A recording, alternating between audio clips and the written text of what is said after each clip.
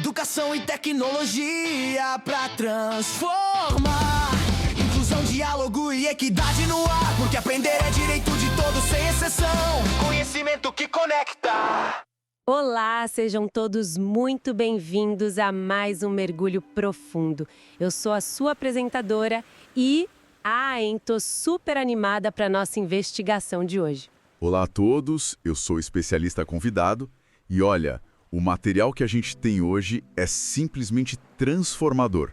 É um prazer estar aqui de novo. O prazer é todo meu. Para a gente começar, é impressionante observar o ecossistema de uma sala de aula de educação infantil hoje, né? Com certeza. Pense em blocos de montar de diferentes texturas, tintas coloridas em papéis enormes, rodas de música onde o movimento é totalmente livre. E crianças explorando cada canto com uma curiosidade quase tátil, tocando em tudo. Exato. O conceito de aprender brincando parece algo tão óbvio pra gente, hoje em dia, tão ligado à nossa natureza, que a gente raramente para pensar de onde isso veio. A gente toma isso como garantido. Pois é. Só que voltar lá para o século XIX e observar a paisagem educacional daquela época é um verdadeiro choque de realidade. Um choque brutal, eu diria. O ensino era uma estrutura super rígida, punitiva, tudo fundamentado em salas escuras, num silêncio absoluto e, na repetição mecânica das coisas. E o brincar era visto, no melhor dos cenários, como uma distração ali tolerável. Sim, e no pior dos casos, como uma insubordinação completa. Exatamente. Então, o objetivo deste nosso mergulho profundo hoje é explorar a mente do educador alemão que fraturou esse sistema e mudou o desenvolvimento humano para sempre, Friedrich Froebel, que viveu entre 1782 e 1852. Uma figura monumental. A nossa missão aqui não é só repassar a biografia dele, tá? Nós vamos extrair os conceitos mais importantes e entender como as ideias dele criaram a base para a psicologia moderna e para a educação infantil. E como elas ecoam fortemente até hoje. Certo. Vamos desempacotar isso, porque entender a revolução que esse pensador iniciou exige que primeiro a gente compreenda a escuridão do contexto em que ele operava. Perfeito.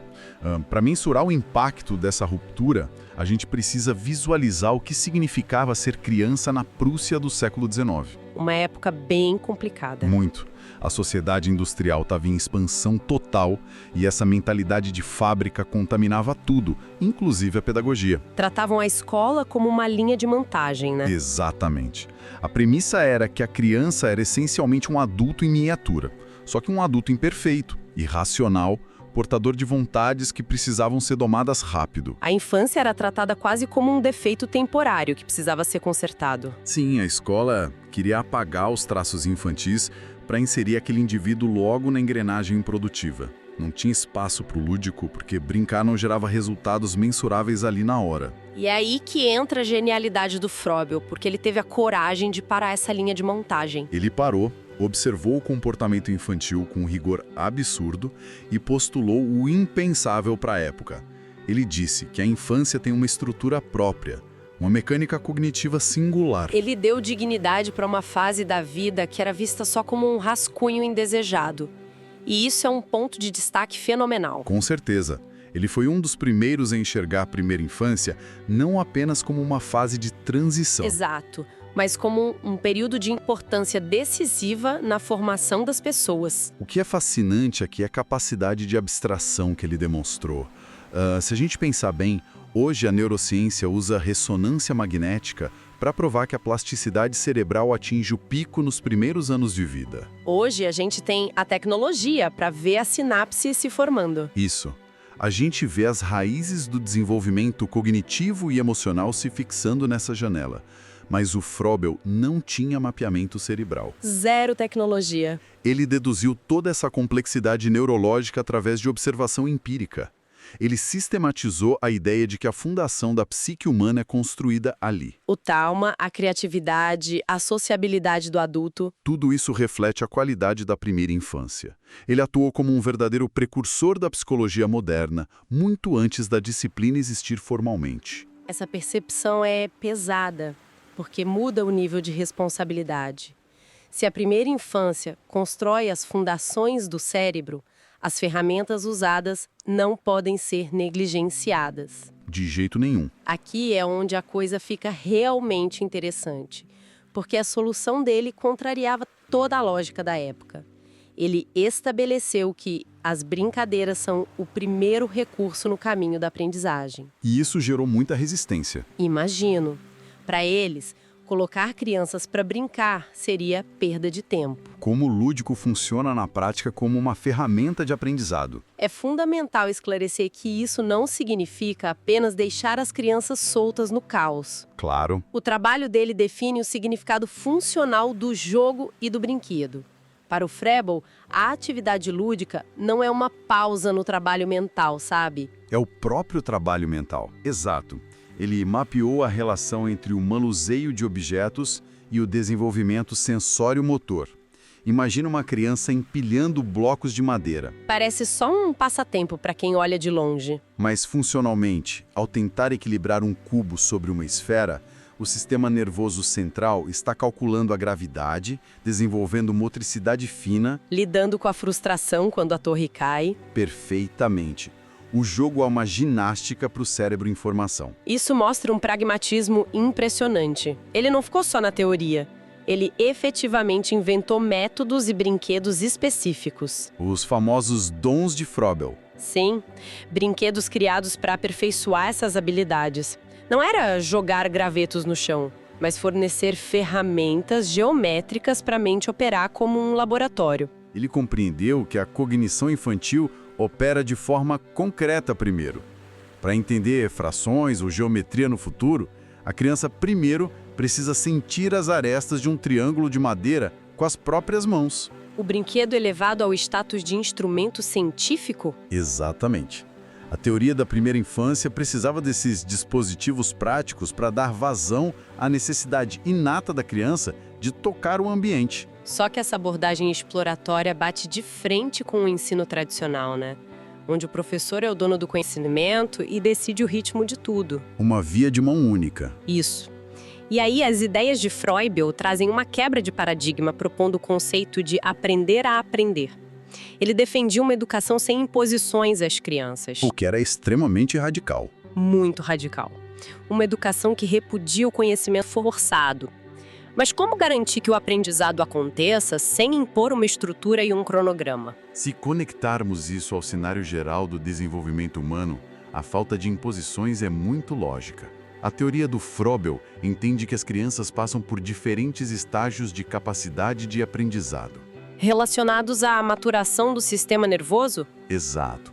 A mente infantil passa por fases com janelas de oportunidade diferentes. Impor uma estrutura rígida, que ignora o ritmo natural de cada indivíduo, é ineficiente e danoso. Forçar a informação goela abaixo gera aversão ao estudo? A educação precisa fluir de forma espontânea. Isso explica muito a frustração escolar. Exigir pensamento abstrato de um cérebro que ainda está processando o concreto é tipo tentar rodar um software pesado num hardware que nem está pronto ainda. Uma ótima analogia. A imposição gera sofrimento, e o sofrimento bloqueia o aprendizado. O objetivo de respeitar o aprender a aprender é preservar a curiosidade inata, fornecer o cenário para a própria descoberta. É sair do modelo de fábrica para o modelo de jardinagem. O horticultor não puxa a planta para ela crescer mais rápido. Isso destruiria a planta. Ele prepara o solo, dá água e luz. O crescimento é interno e espontâneo. A força motriz vem do impulso da criança, não das ordens do professor. E essa analogia do jardim nos leva à dinâmica complexa entre educador e educando. O conceito do Froebel é fortíssimo, exigindo que o aluno seja tratado com a dignidade de um filho de Deus. Num contexto que via a criança como uma falha moral que precisava ser quebrada, essa expressão é revolucionária. Sim, imersa em um clima de compreensão e liberdade. O que isso significa para o papel do professor na prática? Significa que o educador é obrigado a respeitar o discípulo em toda a sua integridade. O espaço para a tirania pedagógica simplesmente desaparece. Então, o que tudo isso significa para a rotina prática? Se a criança tem liberdade, o ensino não tem imposições. O professor não vira uma figura passiva? De jeito nenhum. E aí entram os brilhantes paradoxos do método de Froebel. A postura do educador exige uma maestria técnica imensa. E quais são esses paradoxos na prática? O primeiro é que o professor deve ser um guia experimentado e amigo fiel. Ele conhece o território, mas caminha ao lado, criando segurança afetiva. Porque o cérebro não aprende sobre ameaça. Exato. O afeto abre as vias cognitivas. O segundo paradoxo me parece o maior desafio de todos. Ele diz que o professor deve exigir e orientar com uma mão flexível, mas firme. É o ponto de equilíbrio. Flexibilidade para permitir o erro e adaptação ao ritmo da criança. E a firmeza para estabelecer os limites de segurança e respeito coletivo. É a ideia de uma liberdade orientada. Perfeito. O terceiro paradoxo diz que ele não é só um guia, mas um sujeito ativo, que dá e recebe. A sala de aula deixa de ser um monólogo. É um ecossistema de trocas contínuas. O adulto aprende sobre o estágio do aluno no exato momento em que o aluno aprende sobre o mundo. Nossa, e o último princípio paradoxal também é super sutil. O educador orienta, mas deixa em liberdade. Ele é firme, mas concede. É uma dança. Ele dá o passo inicial e recua para que a epifania da descoberta pertença à criança. Mas operar nesse nível de calibração fina todo dia não deve ser nada fácil.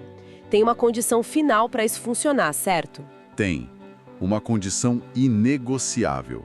Para realizar essa tarefa com êxito, o educador precisa obrigatoriamente conhecer os diversos graus de desenvolvimento do ser humano. Sem entender de psicologia evolutiva, ele perde a leitura do ambiente. Exato. Se ele não sabe a fase da criança, a firmeza vira tirania e a flexibilidade vira negligência. O domínio técnico é essencial. É uma jornada intelectual incrível. Chegando ao fim da nossa síntese, fica muito claro o pioneirismo do Froebel ao valorizar a primeira infância. E a genialidade de usar o lúdico para o desenvolvimento sensório-motor. Sim, e a criação dessa dinâmica baseada no respeito, na troca, sem imposições rígidas. Isso nos lembra que o brincar é uma ciência muito séria e que a liberdade orientada constrói indivíduos fortes. E isso levanta uma questão importante. Qual? Uma reflexão final para a gente levar adiante. Se a ciência de aprender brincando, sem imposições e com respeito aos estágios naturais, o que aconteceria se aplicássemos esses exatos mesmos princípios de liberdade, flexibilidade e ludicidade ao aprendizado dos adultos, ou até mesmo nos ambientes de trabalho modernos? Nossa, essa é uma provocação excelente. Por que a gente abandona essa dinâmica construtiva quando cresce, né?